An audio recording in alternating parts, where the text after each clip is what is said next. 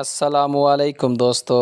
آج کی ویڈیو میں ہم مرحوم اسد عباس اور ان کی فیملی اور خاص طور پر ان کی بیوی جس نے اسد عباس کو بیماری کی حالت میں بھی قبول کیا اور ان سے شادی کی، ان سب کو ہم سلام پیش کرتے ہیں۔ اسد عباس کی فیملی کی ان سے محبت دنیا کے لیے ایک مثال ہے۔ مرحوم اسد عباس کی بیماری کا سن کر ان کی ماں کا اس دنیا سے چلے جانا، ان کے بھائی کا ظہیر عباس کا اپنے بھائی کو گردہ دینا اور ان کی بیوی کا ان کے ساتھ ہر حال میں وفا کرنا اور ان کے ساتھ چلنا دنیا کے لیے ایک مثال ہے۔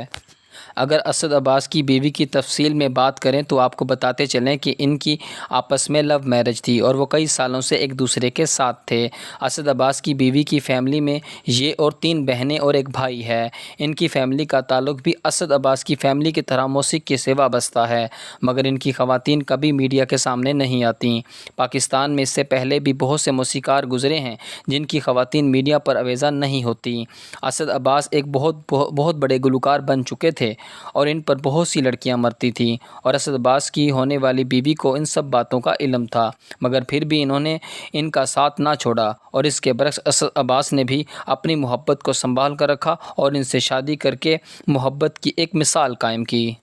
ان دونوں کی شادی 2017 میں ہوئی تھی اور شادی کے کچھ عرصے کے بعد ہی اسد عباس کے گردے ڈیلائسس ہونا شروع ہو چکے تھے، مگر ان کی بیوی نے ان کا ہاتھ نہ چھوڑا اور ان کا ساتھ دیا اور فیصل آباد کے الشفا ہسپتال میں اسد عباس کے گردے ڈیلائسس ہونے لگے اور پھر ان کے بھائی نے انہیں اپنا ایک گردہ ڈونیٹ کیا، جس کے بعد اسد عباس تندرست ہو گئے اور اللہ تعالیٰ نے اسد عباس کو 2 بیٹوں سے نوازا، مگر ان کا چھوٹا بیٹا تقی عباس پیدائشی بیمار تھا۔ ڈاکٹروں کا کہنا تھا کہ اس کی گروتھ مکمل نہیں ہوئی، جس کا سن کر اسد عباس صدمے میں چلے گئے کہ میں اپنا علاج کرواؤں یا بیٹے کا، مگر انہوں نے اپنی پرواہ نہ کرتے ہوئے اپنے بیٹے کا علاج کروانا شروع کر دیا اور ان سب کے درمیان اسد عباس کی طبیعت بہت خراب ہو گئی اور وہ ہسپتال میں داخل ہو گئے اور اسد عباس کی بیوی نے اپنے بیٹے کی پرواہ نہ کرتے ہوئے اسد عباس کا ساتھ دیا اور فیصل آباد کے الشفا ہسپتال میں 1 سال تک اسد عباس کے گردے ڈیلائسس ہوتے رہے اور جب بھی اسد عباس کے گردے ڈیلائسس ہوتے تو ان کی بیوی ان کے ہمراہ ہوتی۔ کو بتاتے چلیں کہ مرحوم اسد عباس کی بیوی کے ایک انٹرویو کے مطابق